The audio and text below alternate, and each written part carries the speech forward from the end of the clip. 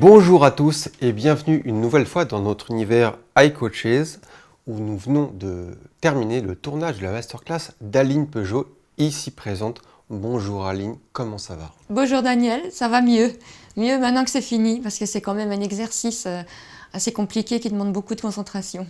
Effectivement, les caméras, mais on s'habitue vite. Aline, je commence à te connaître bien maintenant, puisque récemment je suis devenu ton éditeur avec Terrential Édition. J'ai donc pu lire ton livre, Du chaos à l'éveil spirituel, livre dont je prends en charge la publication dès à présent. J'ai aussi suivi attentivement toutes les vidéos de ta masterclass, tous les enseignements que tu nous as délivrés, et c'était une expérience enrichissante encore une fois, et je t'en remercie. Donc tout ça pour dire que je commence à bien connaître ton parcours, notamment, voilà, tu nous arrives à la cinquantaine, en deuxième partie de vie, dans une résilience que l'on sent, que l'on perçoit à travers tes vidéos, à travers tes propos, à travers ton livre aussi. Et la question que j'avais envie de te poser aujourd'hui, c'est si tu devais revenir sur ton parcours et justement le basculement entre cette première partie de vie et cette seconde partie de vie, quel était justement le point de bascule, le point que tu retiens qui a été le basculement entre le chaos et la résilience? Je crois que c'était une question de survie parce que j'avais deux choix, soit cesser ma vie, soit la continuer mais vraiment en mode vie et plus en mode survie douloureux. Et c'est là que mes particularités médiumniques sont venues à ma rescousse puisque j'ai eu le mot spiritualité qui s'est imposé dans mon esprit. Je ne connaissais pas du tout ce mot, donc j'ai tapé sur les réseaux ce terme et j'ai découvert tout ce qu'il y avait derrière, toutes les notions, toute cette richesse. Et tout me parlait en fait, et c'est comme si je me sentais enfin comprise.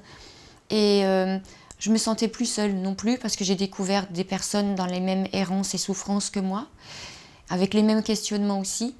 Et moi qui avais toujours cette impression de marcher à contre-courant, j'ai vu qu'on était des millions en fait dans ce cas-là, à avoir cette impression de marcher à contresens et toujours dans cette solitude parce que nous ne l'exprimons pas. On souffre en silence chez nous, dans la solitude, on est mal. Mais en fait, si tout le monde s'exprimait et se regroupait, je pense qu'on serait une majorité. Et c'est cette fameuse théorie du centième singe qui pourrait être efficace parce que dans l'expression, il y aurait regroupement et dans cette majorité, on pourrait faire basculer l'humanité dans des aspirations beaucoup plus nobles, avec beaucoup plus de valeur que ce qu'on peut observer actuellement. D'accord. Une chose aussi qui me paraît assez flagrante, mais tu me diras si je me trompe évidemment dans ton parcours, c'est qu'il y a une partie plus ésotérique, on va dire, où notamment tu parles de ta médiumnité, et tu y as encore d'y faire allusion. Et aujourd'hui, tel qu'on te découvre à travers les vidéos, on observe une spiritualité beaucoup plus incarnée dans le développement personnel, où on ne parle plus trop de médiumnité, etc. Donc on a l'impression qu'il y a eu quand même une évolution de l'ésotérisme vers le développement personnel. Est-ce que je me trompe en disant cela? C'est tout à fait ça. Et quand j'ai découvert que je fonctionnais en mode médiumnité, alors que je pensais juste être un petit peu plus perspicace que les autres au niveau de l'intelligence et de l'interprétation des scénarios, eh bien, j'ai découvert que c'était un mode médiumnique et il m'a sauvé la vie puisqu'il m'a envoyé ce mot spiritualité. Donc, il a attiré mon intérêt, mon attention pendant une longue période. Et j'ai trouvé ça formidable comme capacité. J'ai compris que tout le monde l'avait également. Et j'ai compris qu'en le suivant, c'était un raccourci à l'expérience. Et comme je l'ai dit, l'expérience, j'en avais ras-le-bol. Parce que trop de souffrance, trop de désillusions. Et l'intuition, la médiumnité n'est qu'une intuition sollicitée en fait, peut sauver de bien des situations, peut éviter pas mal d'expériences douloureuses et je crois que j'ai eu mon lot de ce côté-là. Donc j'ai mis au service des gens cette capacité pour leur montrer que c'était possible, que c'était un ordre du possible sur lequel il fallait porter son attention parce que ça ouvrait une vision, un panorama beaucoup plus large de cette réalité. Et donc j'ai exercé pendant quelques années en tant que médium. j'ai très vite eu une réputation qui a dépassé tout ce que j'attendais, parce qu'en plus je ne le faisais pas pour qu'on me remarque, mais juste pour aider. Et parce que c'était vraiment très pointu, très chirurgical comme précision que je pouvais donner. Ça me tenait à cœur parce que je voulais que les gens aient des convictions, ressortent des consultations avec des convictions en disant « Waouh, mais c'est vrai, mais c'est possible.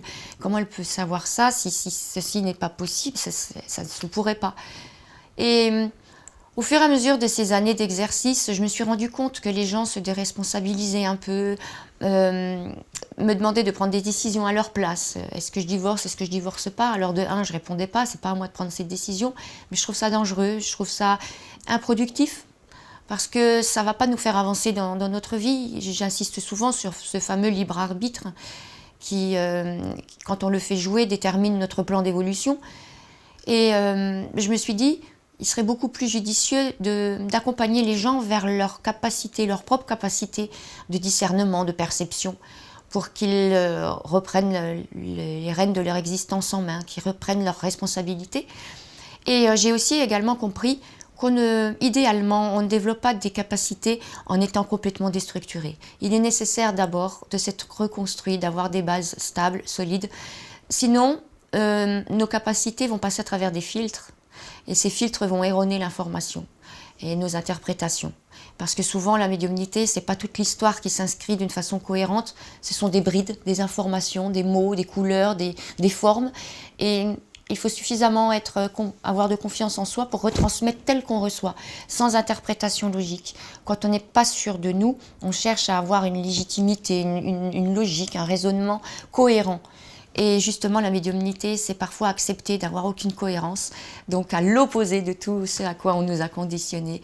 Et c'était important après donc de partir dans le développement personnel et d'accompagner les gens vers la rencontre d'eux-mêmes et la découverte de tout leur potentiel. Et c'est pour ça que j'anime des séminaires, certes sur le développement des capacités extrasensorielles, mais également sur la paix intérieure et sur l'intelligence intérieure.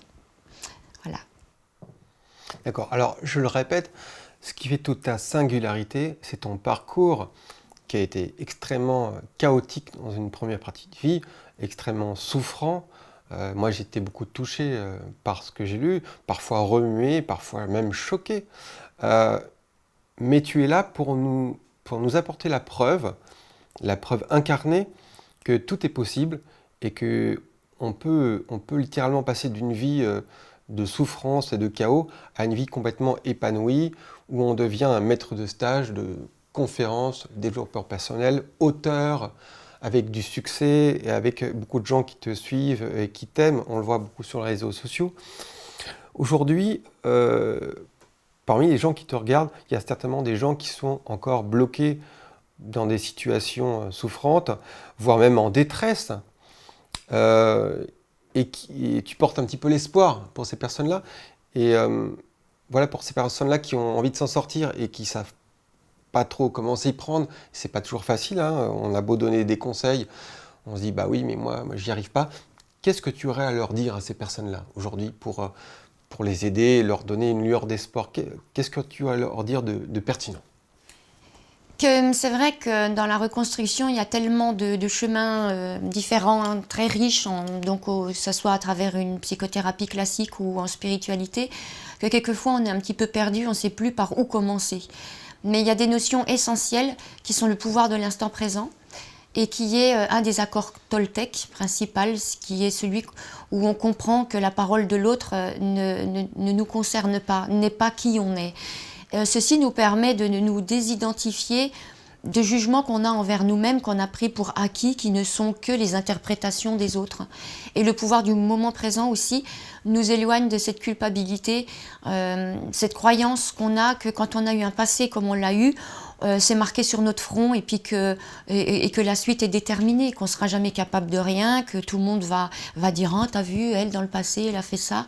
Non, pas du tout. Le pouvoir de l'instant présent nous fait prendre conscience qu'à cet instant, nous ne sommes plus cette personne, que si la même situation se reproduisait, nous ne ferions plus les mêmes choix.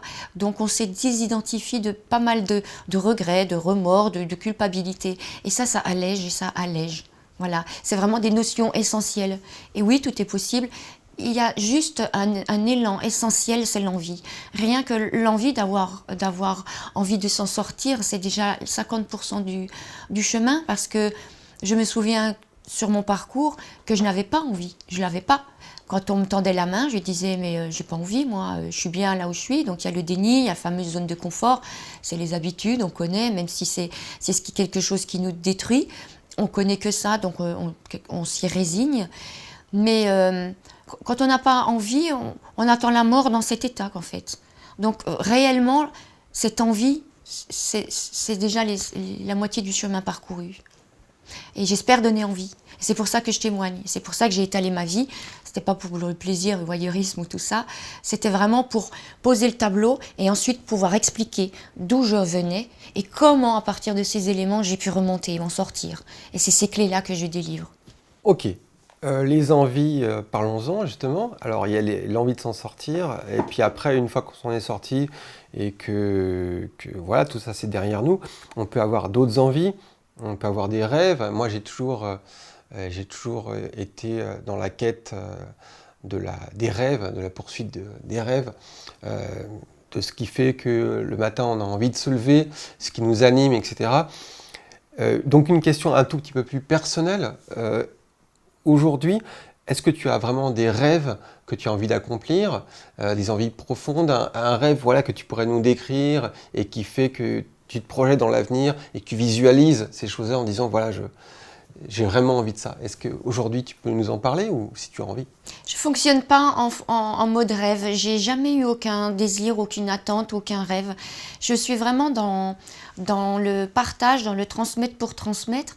Et j'ai pas de but à atteindre. Ce qui m'anime, c'est la joie de l'autre, sa renaissance, sa reconstruction. En fait, et je rêve pas qu'on me fasse des retours, mais ces retours arrivent. En fait, je suis dans la résilience totale, dans l'acceptation totale. Je suis ouverte à la vie, ouverte aux opportunités. Donc, je trouve qu'avoir un rêve, c'est super bien, mais de mon côté, je vois ça comme une limitation. Je me dis qu'il y a plein d'opportunités qu'il va y avoir à côté, que je vais peut-être pas prendre conscience parce que je focaliserai sur un rêve. Donc en fait, on peut dire que j'ai 0 rêve et en même temps une infinité de rêves. Très bien, ça me convient comme réponse. Est-ce que tu as autre chose à ajouter, quelque chose que tu voudrais nous dire en particulier ou que tu voudrais dire aux gens qui regarderont cette vidéo? Comptez que sur vous-même pour réussir et être heureux.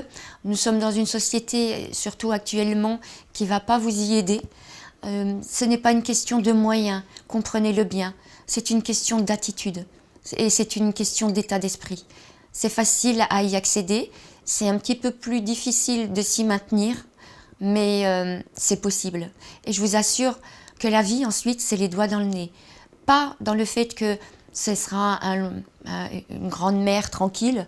Il y aura toujours des remous, effectivement, mais vous arriverez à les dépasser. Ils ne vont pas vous terrasser. Voilà, vous les dépasserez plus aisément. Donc ça vaut le coup et la vie est beaucoup plus paisible, réjouissante, épanouissante quand on a intégré certaines clés. Donc je vous encourage vraiment à vous intéresser à toutes ces notions, à tous ces domaines. Concernant Aline, vous pourrez la retrouver sur la plateforme iCoaches avec non seulement ses livres qui sont parus et à paraître, sa masterclass, des séances de coaching privé aussi, si vous avez envie qu'elle s'occupe de vous particulièrement. Voilà, tout un tas de médias et de services si vous voulez la retrouver. Moi, je suis très heureux d'abord et très fier que tu nous aies rejoints sur cette plateforme. C'est une marque de confiance qui me touche beaucoup. Je remercie évidemment toute l'équipe de David Fressineau, le réalisateur, tous ses coéquipiers voilà, généreux au jour le jour et passionnés qui nous ont permis encore une fois de vivre des grands moments et qui produiront certainement une très belle masterclass avec une série de vidéos pleines d'enseignements magnifiques. Voilà, je vous remercie pour votre attention. C'était Daniel Tal de Terrentiel Édition, Terrentiel Production, iCoaches qui vous parle. Je vous dis à très bientôt. Merci. Merci.